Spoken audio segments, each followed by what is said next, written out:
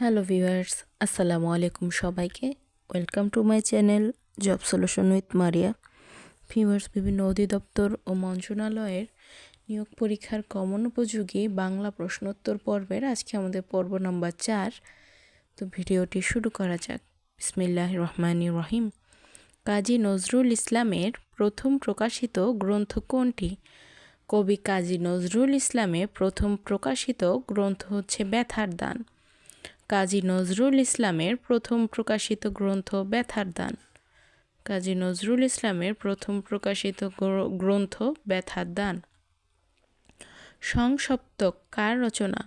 সংসপ্তক শহীদুল্লাহ কায়সারের রচনা। সংসপ্তক শহীদুল্লাহ কায়সারের রচনা। সংসপ্তক শহীদুল্লাহ কায়সারের রচনা। বুদ্ধদেব বসু কবে কোথায় জন্মগ্রহণ করেন?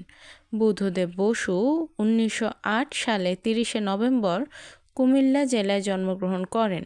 বুদ্ধদেব বসু 1908 সালে 30শে নভেম্বর কুমিল্লা জেলায় জন্মগ্রহণ করেন। বুদ্ধদেব বসু 1908 সালে 30শে নভেম্বর কুমিল্লা জেলায় জন্মগ্রহণ করেন। চুনিয়া আমার আর্কেডিয়া কাব্যগ্রন্থের রচয়িতা কে? চুনিয়া আমার আর্কেডিয়া কাব্যগ্রন্থের রচয়িতা রফিক আজাদ। রফিক আজাদের লেখা একটি কাব্যগ্রন্থ হচ্ছে চুনিয়া আমার আর্কেডিয়া। চুনিয়া আমার আর্কেডিয়া এই কাব্যগ্রন্থের লেখক রফিক আজাদ। সুধীন্দ্রনাথ দত্ত রচিত কিছু কাব্যগ্রন্থ কী? যেমন তন্বী, অর্কেস্ট্রা, উত্তর ফাল্গুনী, সংবর্ত ইত্যাদি হচ্ছে সুধীন্দ্রনাথ দত্ত রচিত কিছু কাব্যগ্রন্থ। কিছু কবিতার গ্রন্থ হচ্ছে, কিছু কাব্যগ্রন্থ হচ্ছে তন্বী, অর্কেস্ট্রা, উত্তর ফাল্গুনী, সংবর্ত। প্রশ্নে আসতে পারে সংবর্ত কাব্যগ্রন্থের লেখককে, উত্তর ফাল্গুনী কাব্যগ্রন্থের লেখককে, অর্কেস্ট্রা, তন্বী এই কাব্যগ্রন্থগুলোর লেখককে? সেটি হচ্ছে সুধীন্দ্রনাথ দত্ত। কাব্যগ্রন্থগুলো হচ্ছে তন্বী, অর্কেস্ট্রা, উত্তর ফাল্গুনী, সংবর্ত, এগুলো লিখেছেন সুধীন্দ্রনাথ দত্ত। চোরাবালি, উর্বশী ও আর্টেমিস বিষ্ণুদে রচিত কোন ধরনের রচনা? কাব্যগ্রন্থ। প্রশ্নে আসতে পারে উর্বশী ও আর্টেমিস বিষ্ণুদে রচিত কোন ধরনের রচনা? এটি হচ্ছে কাব্যগ্রন্থ। তারপর চোরাবালি বিষ্ণুদে রচিত কোন ধরনের রচনা? এটি এক ধরনের কাব্যগ্রন্থ। নেক্সট হচ্ছে আইনি আকবরী গ্রন্থের রচয়িতা কে? আইনি আকবরী গ্রন্থের রচয়িতা আবুল ফজল। আইনি আকবরী গ্রন্থের রচয়িতা আবুল ফজল। আইনি আকবরী গ্রন্থের রচয়িতা আবুল ফজল। আমার দেশের পথের ধুলা খাঁটি সোনার চাইতে খাঁটি পঙ্কোক্তিটির রচয়িতা কে? পঙ্কোক্তিটির রচয়িতা সত্যেন্দ্রনাথ দত্ত। পঙ্কোক্তিটির রচয়িতা সত্যেন্দ্রনাথ দত্ত। এটি হচ্ছে খাঁটি সোনা কবিতা থেকে নেওয়া। আমার দেশের পথের ধুলো খাঁটি সোনার চাইতে খাঁটি, এটি হচ্ছে খাঁটি সোনা কবিতা থেকে নেওয়া। সত্যেন্দ্রনাথ দত্তের কিছু ছদ্মনাম কি? সেটি হচ্ছে অশীতিপ শর্মা, ত্রিবিক্রম বর্মন, কলমগীর, নবকুমার, কবিরত্ন। সত্যেন্দ্রনাথ দত্তের কিছু ছদ্মনাম কি? প্রশ্নে আসতে পারে অশীতিপর শর্মা, এটি কার ছদ্মনাম? সত্যেন্দ্রনাথ দত্তের ছদ্মনাম। আবার আসতে পারে ত্রিবিক্রম বর্মন, এটি কার ছদ্মনাম? এটি সত্যেন্দ্রনাথ দত্তের ছদ্মনাম। কলমগীর কার ছদ্মনাম? সত্যেন্দ্রনাথ দত্তের ছদ্মনাম। নবকুমার, কবিরত্ন এগুলো কার ছদ্মনাম? এগুলো সত্যেন্দ্রনাথ দত্তের ছদ্মনাম। তো আমরা আবারও পড়ছি ছদ্মনামগুলো কি? অশীতিপর শর্মা, ত্রিবিক্রম বর্মন, কলমগীর, নবকুমার, কবিরত্ন ইত্যাদি সত্যেন্দ্রনাথ দত্তের কিছু ছদ্মনাম। নেক্সট হচ্ছে লাহিনীপাড়া থেকে মীর মশাররফ হোসেন সম্পাদিত কোন পত্রিকা প্রকাশিত হয়? এটা হচ্ছে লাহিনীপাড়া থেকে মীর মশাররফ হোসেন সম্পাদিত হিতকারী পত্রিকা 1890 খ্রিস্টাব্দে কুষ্টিয়া লাহিনীপাড়া থেকে প্রকাশিত হয়। 1890 সালে খ্রিস্টাব্দে কুষ্টিয়া লাহিনীপাড়া থেকে প্রকাশিত হয় হিতকারী পত্রিকা। কুষ্টিয়া লাহিনীপাড়া থেকে হিতকারী পত্রিকা প্রকাশিত হয় সালে। এই পত্রিকাটির লেখক কে ছিলেন, সম্পাদক কে ছিলেন? মীর মশাররফ হোসেন। আচ্ছা, তো নেক্সট হচ্ছে বেগম পত্রিকার প্রথম সম্পাদিকা প্রতিষ্ঠাতা কে ছিলেন? সুফিয়া কামাল। সুফিয়া কামাল ছিলেন বেগম পত্রিকার সম্পাদিকা প্রতিষ্ঠাতা। বেগম পত্রিকার প্রথম সম্পাদিকা প্রতিষ্ঠাতা ছিলেন সুফিয়া কামাল। বেগম পত্রিকার প্রথম সম্পাদিকা প্রতিষ্ঠাতা ছিলেন সুফিয়া কামাল। নেক্সট হচ্ছে সংবাদ প্রভাকর এর প্রতিষ্ঠাতা সম্পাদক কে ছিলেন? সংবাদ প্রভাকর এর প্রতিষ্ঠাতা সম্পাদক ছিলেন ঈশ্বরচন্দ্র গুপ্ত। সংবাদ প্রভাকর এর প্রতিষ্ঠাতা সম্পাদক ছিলেন ঈশ্বরচন্দ্র গুপ্ত। এটি প্রকাশিত হয় কত সালে? সংবাদ প্রভাকর পত্রিকাটি প্রকাশিত হয় 1831 সালে। 1831 সালে সংবাদ প্রভাকর পত্রিকাটি প্রকাশিত হয়। এর প্রতিষ্ঠাতা সম্পাদক ছিলেন ঈশ্বরচন্দ্র গুপ্ত। দৃষ্টিহীন কার ছদ্মনাম? দৃষ্টিহীন মধুসূদন মজুমদারের ছদ্মনাম। দৃষ্টিহীন মধুসূদন মজুমদারের ছদ্মনাম। দৃষ্টিহীন মধুসূদন মজুমদারের ছদ্মনাম। মনীষ ঘটক এর ছদ্মনাম কি? যুবনাশ। মনীষ ঘটক এর ছদ্মনাম যুবনাশ। মনীষ ঘটক এর ছদ্মনাম যুবনাশ। হাবু শর্মা কার ছদ্মনাম?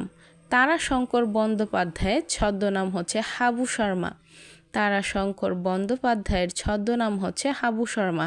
হাবু শর্মা তারাশঙ্কর বন্দ্যোপাধ্যায়ের ছদ্মনাম। সয়ফুল মুলুক বদিউজ্জামান কোন যুগের সাহিত্যকর্ম? সয়ফুল মুলুক বদিউজ্জামান মধ্যযুগীয় রোমান্টিক প্রণয়োপাখ্যান।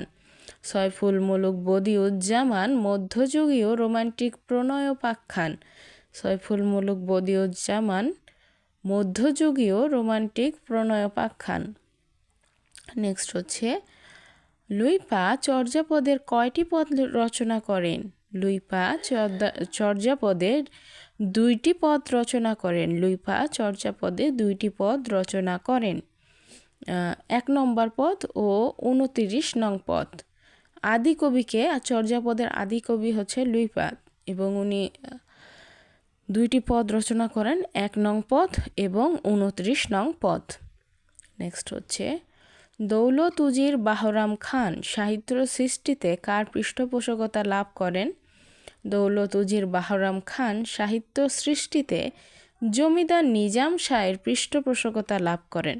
জমিদার নিজাম শাহ এর পৃষ্ঠপোষকতা লাভ করেন দৌলত উজির বাহরাম খান। কত সালে দুর্গেশ নন্দিনী উপন্যাস প্রথম প্রকাশিত হয়? দুর্গেশ নন্দিনী উপন্যাস 1865 সালে প্রকাশিত হয়। দুর্গেশ নন্দিনী উপন্যাস 1865 সালে প্রকাশিত হয়। শামসুদ্দিন আবুল কালাম রচিত উল্লেখযোগ্য কিছু উপন্যাস কি কি? সেগুলো হচ্ছে কাশবনের কন্যা, কাঞ্চনমালা, কাঞ্চনগ্রাম, জায়মঙ্গল, আলমনগরের উপকথা, পুই ডালিমের কাব্য। আচ্ছা, আমাদের এভাবে আসতে পারে যে আলমনগরের উপকথা এই উপন্যাসটি রচয়িতাকে শামসুদ্দিন আবুল কালাম। কাঞ্চনগ্রাম এই উপন্যাসটি রচয়িতাকে শামসুদ্দিন আবুল কালাম। পুই ডালিমের কাব্য এই উপন্যাসটির, যদিও এটি এই জায়গায় কাব্য লেখা, পুই ডালিমের কাব্য, কিন্তু এই উপন্যাসটি রচয়িতা শামসুদ্দিন আবুল কালাম। কাশবনের কন্যা, কাঞ্চনমালা, কাঞ্চনগ্রাম, জায়মঙ্গল, আলমনগরের উপকথা, পুই ডালিমের কাব্য ইত্যাদি হচ্ছে শামসুদ্দিন আবুল কালাম রচিত উল্লেখযোগ্য কিছু উপন্যাস। নেক্সট হচ্ছে আল মাহমুদ রচিত সোনালী কাবিন কাব্যগ্রন্থের সোনালী কাবিন কবিতাটি কোন ধরনের কবিতা? গত বছর আমাদের প্রাইমারিতে 3য় ধাপের পরীক্ষা এটি আসছিল যে সোনালী কাবিন কার রচনা। সোনালী কাবিন একটি কাব্যগ্রন্থ। এই কাব্যগ্রন্থটির সোনালী কাবিন যে কবিতাটি, এটি এক ধরনের চতুর্দশপদী কবিতা। 14টি সনেটের সমন্বয়ে একটি দীর্ঘ কবিতা এটি।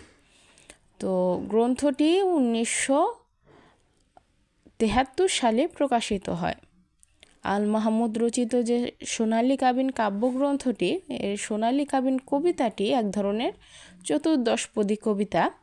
14টি সনেটের সমন্বয়ে একটি দীর্ঘ কবিতা এটি এবং গ্রন্থটি 1973 সালে প্রকাশিত হয়। নেক্সট হচ্ছে অগ্নিবীণা কাব্যগ্রন্থের কোন কবিতাটি নিষিদ্ধ করা হয়েছিল? অগ্নিবীণা কাব্যগ্রন্থে রক্তাম্বর ধারিণী মা। অগ্নিবীণা কাব্যগ্রন্থে রক্তাম্বর ধারিণী মা কাব্যগ্রন্থটি নিষিদ্ধ করা হয়েছিল, কবিতাটি নিষিদ্ধ করা হয়েছিল।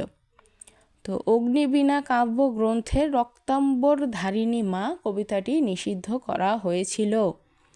শিশুরাজ্যে এই মেয়েটি একটি ছোটোখাটো বর্গীর উপদ্রব বললেই হয়।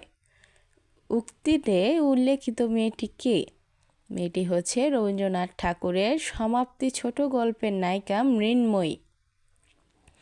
আচ্ছা, সমাপ্তি একটা ছোট গল্প রবীন্দ্রনাথ ঠাকুরের, এবং সেই ছোট গল্পের নায়িকা হচ্ছে মৃন্ময়ী। সেই মৃন্ময়ী সম্পর্কে এখানে বলা হয়েছে যে শিশুরাজ্যে এই মেয়েটি একটি ছোটোখাটো বর্গীর উপদ্রব বললেই চলে। আচ্ছা, তো এই ছিল আজকের পর্বের আয়োজন। তো আমার ভিডিও যদি আপনাদের ভালো লাগে এবং এতে যদি আপনারা উপকৃত হচ্ছেন বলে আপনাদের মনে হয়, তাহলে অবশ্যই ভিডিওটিতে একটি লাইক দিবেন এবং আমার চ্যানেলটি সাবস্ক্রাইব করবেন এবং পাশে থাকা বেল আইকনটি অবশ্যই প্রেস করে রাখবেন। Thank you.